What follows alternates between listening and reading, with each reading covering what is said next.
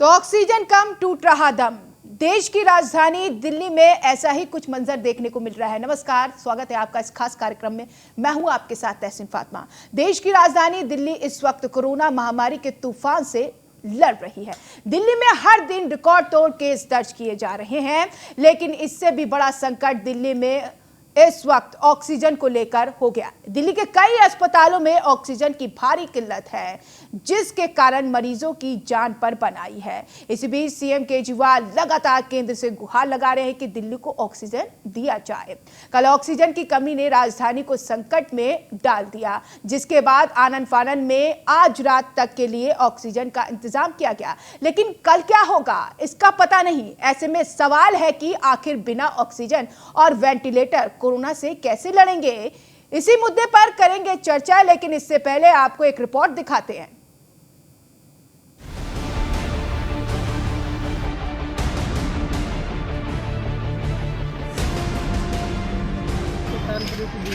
BJP से राजीव गांधी को फिर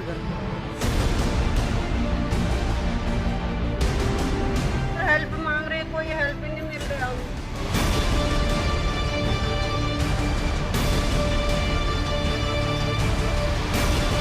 कोई इलाज नहीं हो रहा, सब लापरवाही। दिल्ली कोरोना से करहा रही है। ऑक्सीजन की कमी और खत्म होते बेड वेंटिलेटर कोरोना के खिलाफ छिड़ी जंग को कमजोर कर रहे हैं। दिल्ली के कई अस्पतालों में ऑक्सीजन कुछ वक्त के लिए ही बचा है। ऐसे में सरकार के माथे पर चिंता की लकीरें खिंच गई है। दिल्ली में ऑक्सीजन की डिमांड बहुत ज़्यादा बढ़ गई है।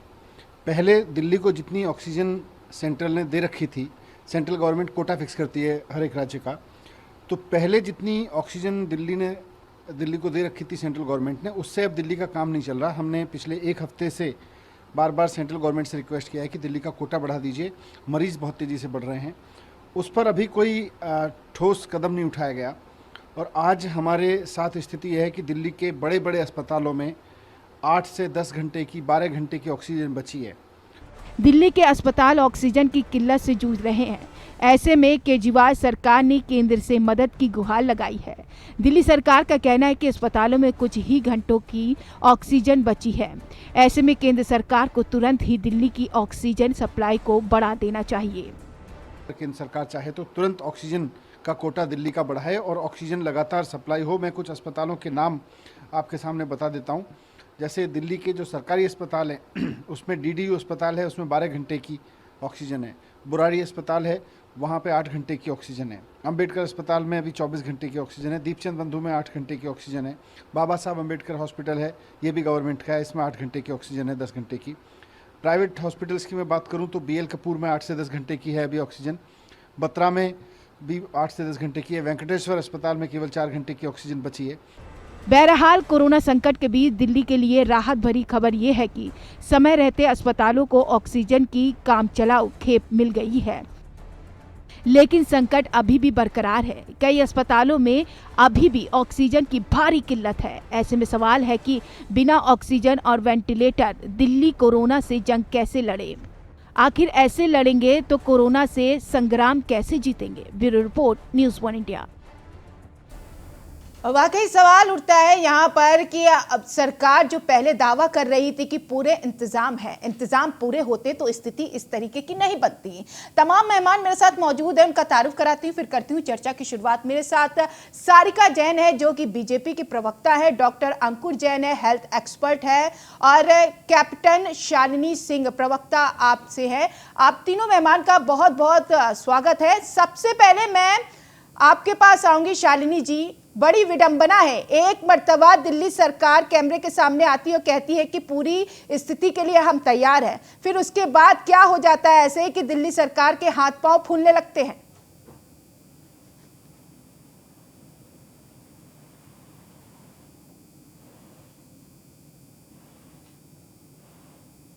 शालिनी जी, चलिए, मुझे लगता है शालिनी जी तक मेरी आवाज नहीं पहुंच पा रही, या फिर उनकी आवाज मेरे तक नहीं आ रही है। मैं बीजेपी प्रवक्ता सारिका जैन के पास जाऊंगी। सारिका जैन जी, क्यों केंद्र को लगता है कि यहाँ पर भयपूर्ण माहौल बनाया जा रहा है दिल्ली सरकार की तरफ से, ऐसा क्यों मान रहे हैं?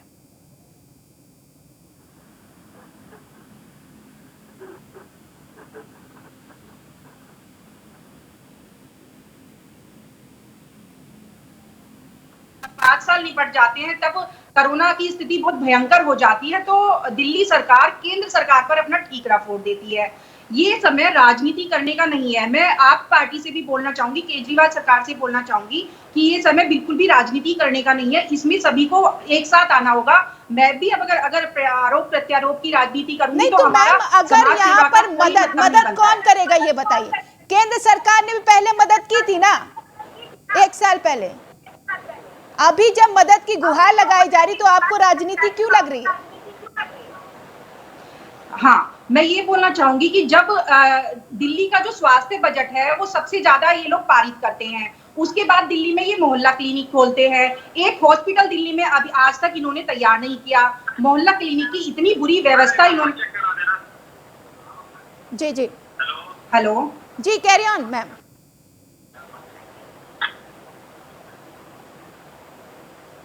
सारिका मैम, आप सुन पा रही हैं? जी जी, सुन रही हूँ। जी कैरी ऑन मैम। हाँ, मैं ये बोलना चाहती हूँ कि जब इनका स्वास्थ्य बजट सभी राज्यों से सबसे ज्यादा दिल्ली का स्वास्थ्य बजट होता है, 5 साल में एक भी हॉस्पिटल इन्होंने तैयार नहीं किया है। जब ऐसी पैंडेमिक वाली स्थिति आ गई है तो ये लोग अलर्ट हो जाते हैं और 2 दिन पहले तक ये प्रचार प्रसार में कहते हैं कि सब कुछ स्थिति सामान्य है, लेकिन जब स्थिति बिगड़ने लगती है तो ये केंद्र सरकार से भीख मांगने चल देते हैं। उससे पहले मैं पूछती हूँ कि दिल्ली सरकार से, उससे पहले इन्होंने हॉस्पिटल की क्यों व्यवस्था नहीं करी, क्यों प्रॉपर। ये जो कोरोना है 1 साल से था, लेकिन इन्होंने पूरे मॉल खोल दिए, पूरी मेट्रो खोल दी, पूरा भीड़ भाड़ शादी सब कुछ इन्होंने ओपन कर दिया, लोगों की जिंदगियों से खिलवाड़ किया। आज रात को भी मेरे पास बेड के लिए एक बेड के लिए लोग तरस रहे हैं, ऑक्सीजन के लिए लोग तरस रहे हैं, उनको दवाइयां नहीं मिल पा रही है। हमें रोना आ रहा है कि हम किस तरह से उस चीज को व्यवस्थित करें। हमारा जो ऑक्सीजन का सिलेंडर मोदी नगर से आ रहा था, सिंघू बॉर्डर पर बैठे हुए किसानों का जिनका इन लोगों ने समर्थन किया, उन्होंने उस सिलेंडर को गाड़ी को रोक लिया और मजबूरन दिल्ली पुलिस को अपने साथ लेकर उसको दिल्ली में लेकर आना पड़ा। ऐसी राजनीति। प्रवासी मजदूर, आज प्रवासी मजदूर जो कि इनकी इकोनॉमी बढ़ाते हैं दिल्ली की, उनको भी उनके साथ ये दुर्व्यवहार कर रहे हैं, उनको भी उन्होंने बॉर्डर पर छोड़ दिया फिर से। तो ऐसी राजनीति करने का कोई फायदा नहीं। इस टाइम राजनीति का बिल्कुल प्रपंच ना करें और जनता की सेवा में लग जाएं, तो शायद कहीं ना कहीं हम स्थिति सुधार सकते हैं। यानी कि आम आदमी पार्टी राजनीति कर रही है, दिल्ली सरकार राजनीति कर रही है इस बार। शालिनी जी कुछ जवाब देंगे? यहाँ पर केंद्र की तरफ से ये कहा जा रहा है कि आप लोग भयपूर्ण माहौल बना रहे हैं।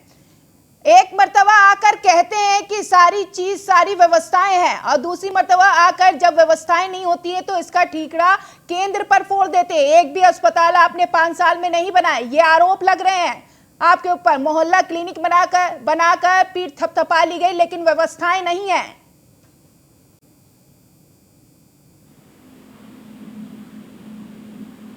चलिए, मुझे लगता है उनसे कांटेक्ट नहीं हो पा रहा है, संपर्क नहीं हो पा रहा है। खैर, संपर्क करेंगे।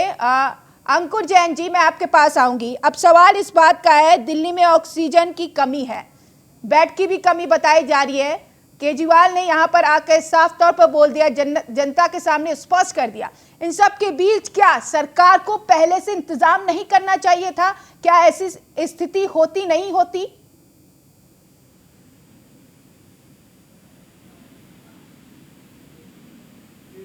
काम नहीं बनेगा, हम सबको साथ मिलके काम करना पड़ेगा। बेड की कमी है, ऑक्सीजन की कमी है, सब चीजों में कहीं ना कहीं हमारी आम आदमी की कमजोरी है, कहीं ना कहीं सरकार की दिक्कत है, कहीं ना कहीं सेंट्रल गवर्नमेंट की कमी है। लेकिन सफर इस सब में आम आदमी और डॉक्टर और हॉस्पिटल का स्टाफ कर रहा है और बहुत ही ज्यादा स्थिति गंभीर है। पेशेंट्स को बेड नहीं मिल रहा, बहुत लंबे वेटिंग आवर्स में पेशेंट्स को ऑक्सीजन की रिक्वायरमेंट है, ऑक्सीजन की कमी है। तो इन सब चीजों को देखते हुए स्थिति बहुत ज्यादा खराब है और हमें इस पर राजनीति ना करके सबको एक साथ काम करना है। जी, सेंट्रल गवर्नमेंट को स्टेट गवर्नमेंट के साथ, स्टेट गवर्नमेंट को हॉस्पिटल्स के साथ, सब लोगों को एक साथ मिलकर काम करना पड़ेगा, तब जाके स्थिति कुछ काबू आएगी। राजधानी है दिल्ली, और ऐसे में आपसे जानना चाहेंगे कि जब सरकार सामने आके कह रही कि हम पूरी तरीके से तैयार हैं, तो इस तरीके से जो कमी सामने आ रही है, आपको क्या लगता है कि क्या सरकार पहले से प्रिपेयर थी? सरकार को क्या इस चीज की जानकारी नहीं थी? देखिए, कोरोना की जो ये सेकेंड वेव आई है, इसके बारे में कहीं ना कुछ पहले से ज्ञान था कि सेकेंड वेव जरूर आएगी, लेकिन इतनी जल्दी आएगी और ये स्थिति बनेगी नहीं, कोई भी एक्सपेक्ट नहीं कर रहा था।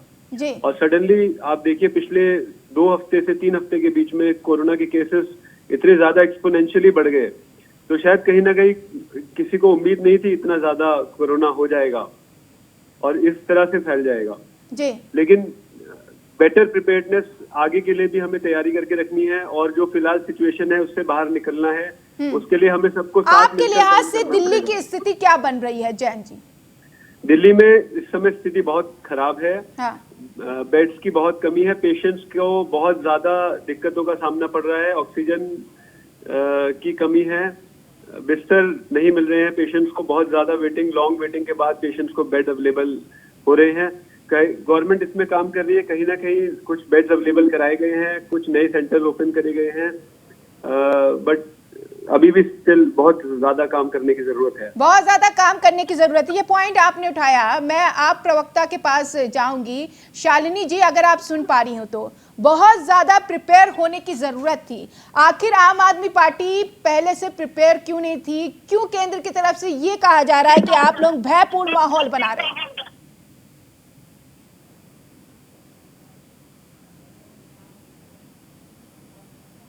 मैं ये कहना चाहूंगी कि ऐसा नहीं है कि राज्य सरकार या दिल्ली सरकार प्रिपेयर्ड नहीं थी।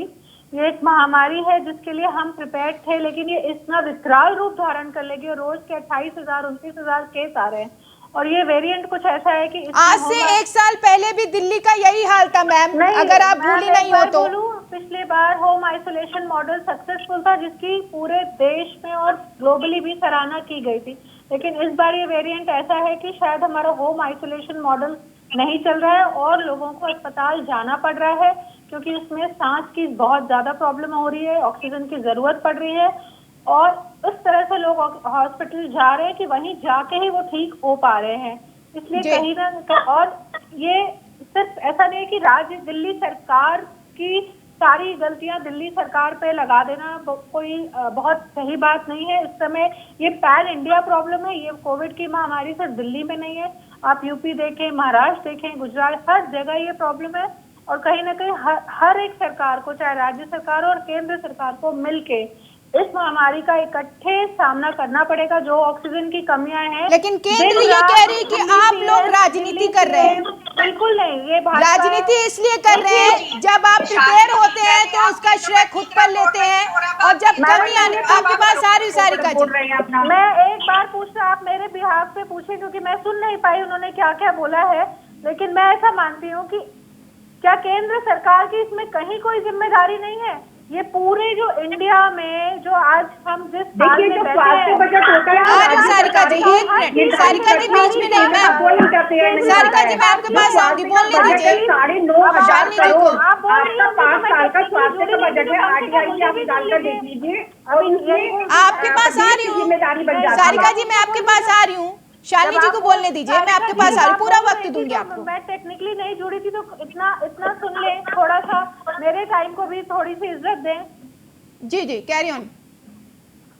कहीं ना कहीं हर किसी को मैं ऐसा कहती हूँ कि जो हमारी हिंदुस्तान की जनता है वो हमें इस बात पे वोट देती है, चाहे वो केंद्र सरकार को चुनती हो चाहे राज्य सरकार को चुनती हो, कि हमें उन बेसिक जो ये हेल्थ सर्विसेज है मुहैया कराई जाए।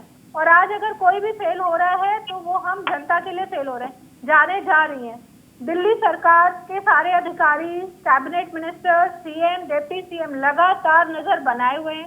जो ऑक्सीजन की कमी का आंकड़ा है, ये कोई हवा में दिया हुआ आंकड़ा नहीं है, ये अस्पतालों के जिम्मेदार लोगों ने, अस्पताल के अथॉरिटीज ने आंकड़े दिए गए हैं।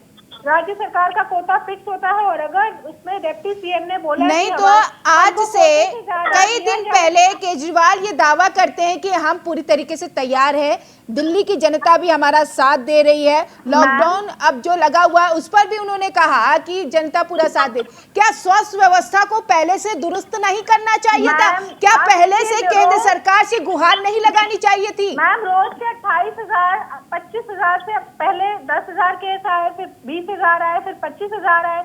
आज की डेट में कल इसका मतलब आपको इस चीज का अनुमान नहीं था, आप ये अंदाजा ही नहीं लगा पा रही है कि हालात क्या बन सकते हैं दिल्ली के। नहीं मैम, कोई भी नहीं लगा सका। पूरा हिंदुस्तान की कोई भी सरकार कह दे कि हम लगा सके और हमें पता था पहले से हम व्यवस्था है, ठीक है। ये सब सोचना नहीं ठीक है, पड़ता। सारिका जी। यूपी में नहीं, यूपी में इनकी सरकार की, आप इनसे पूछिए यूपी में क्या बहुत बढ़िया सिस्टम चल रहा है, लाशें फुटपाथों पे जल रही है, कैसी बात करें, हर चीज पे केजरीवाल पे आ रही हूँ blame मैम डाल देना, आपके पास। हर समय ये राजनीति करना, मतलब मुझे बहुत शर्म आती है कि इस समय अभी हम इस चीज में पड़े हैं, बल्कि सबको एकजुट होके इस समय एक एक नागरिक की जान बचाना सबसे ऊपर हमारा कर्तव्य ठीक होना है, चाहिए, चाहे सारिका किसी जी। भी पार्टी से हो। सारिका जी जवाब, देखिए, सारिका जी। देखिए अभी शालिनी जी ने बोला कि हमें केंद्र सरकार मदद करे आकर, वो तो केंद्र सरकार अपना दायित्व निभाएगी और मदद भी करेगी, क्योंकि वो राजनीति नहीं करेगी। राजनीति का आरोप लगा के दायित्व निभाएगी क्या? लेकिन मैं शालिनी जी से बोलना चाहूंगी, तो आपका 9,500 करोड़ का बजट था जो स्वास्थ्य पर खर्च होना था, उसमें एक भी हॉस्पिटल क्यों नहीं बन पाया? क्यों प्रचार प्रसार किया गया उस पैसे से? क्या जनता का पैसा इस तरह से आप यूज करेंगे? आपको 1 साल पहले कोरोना देश में आ गया था, क्या उसकी पूरी व्यवस्थाएं आपने क्यों नहीं की? अब मैं क्यों ऑक्सीजन आ रही हूँ, शालिनी जी, आ रही हूँ, अभी नहीं। एक मैं एग्जांपल देती हूँ, अभी 146 मैट्रिक टन ऑक्सीजन हमारे इंडस्ट्रियल एरिया के लिए बनती है, जो कि दिल्ली सरकार ने अभी तक रोक नहीं लगाई। वो इंडस्ट्रियल एरिया में अगर रोक लगाती तो शायद अस्पतालों में ठीक से सप्लाई हो पाता। उस पर भी केजरीवाल सरकार राजनीति करी है। हम एक एक बेड के लिए तरस रहे हैं, हमारे पास फोन आ रहे हैं, हम उनकी मदद नहीं कर पा रहे हैं। इतनी विषम स्थिति हो गई है कि हम लोग चाहकर भी कुछ नहीं कर पा रहे हैं इस टाइम। ये सब सारी गलती जो है वो केजरीवाल सरकार की है, और मैं केजरीवाल सरकार से हाथ जोड़ के विनती करती हूँ, केंद्र में नहीं बैठे राजनीति ना करके लोगों की मदद करें। सरकार केंद्र सरकार नहीं है, और ये पूरे हिंदुस्तान की प्रॉब्लम है। केजरीवाल सरकार को मोहरा बना के हर चीज उनके ऊपर डालने की राजनीति मत करिए। देखिए मोहल्ला क्लिनिक पैरासीटामॉल देने के लिए नहीं एक एक करके बोलिए, एक एक करके। मोहल्ला क्लिनिक आप लोगों ने प्लास्टिक के डब्बे बनाए हैं, वो पैरासीटामॉल देने के लिए नहीं है, उसमें कुछ ना कुछ व्यवस्था है। ठीक है। देखिए देखिए, लोग पैर भी नहीं ऐसे ही रहेगा तो फिर हम सुन नहीं पाएंगे कौन क्या बोल रहा है। सारिका जी, शालिनी जी, तो एक एक करके बोलिए। शालिनी जी आपकी बारी, आप बोलिए, फिर उसके बाद मैं सारिका जी के पास जाती हूँ, लेकिन उससे पहले मैं हेल्थ एक्सपर्ट के पास जाऊंगी। चलिए मैं बोलूं, सारिका जी बोलिए। जी बिल्कुल, शालिनी जी। ठीक है, जो अभी इन्होंने एक ऑक्सीजन का बोला कि इंडस्ट्रियल ऑक्सीजन के लिए इन्होंने कुछ बोल के फिर केजरीवाल जी को ब्लेम कर दिया। मैं ये कहना चाहूंगी, जो हमारा एक्सपोर्ट है जनवरी 21 में इंडस्ट्रियल ऑक्सीजन का 700% बढ़ा था। ठीक है, हमने 2193 मैट्रिक टन ऑक्सीजन जो है दिसंबर 2020 में भेजी, 308% ज्यादा हमने ऑक्सीजन भेजी।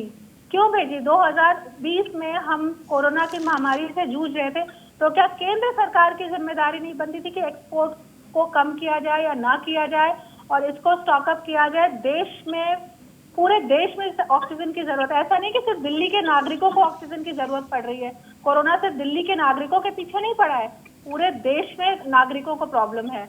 और ये कहना कि केजरीवाल सरकार इंडस्ट्रियल ऑक्सीजन को क्या रोक लेते, बैन कर देते। हाई कोर्ट ने केंद्र सरकार को बोला, जब उन्होंने ये बोला कि 22 तारीख से हम इंडस्ट्रियल ऑक्सीजन का एक्सपोर्ट बैन करेंगे, तो हाई कोर्ट ने केंद्र सरकार को फटकार लगाते हुए बोला कि 22 तक क्या जो जाने जा रही है वो वेट करेगी।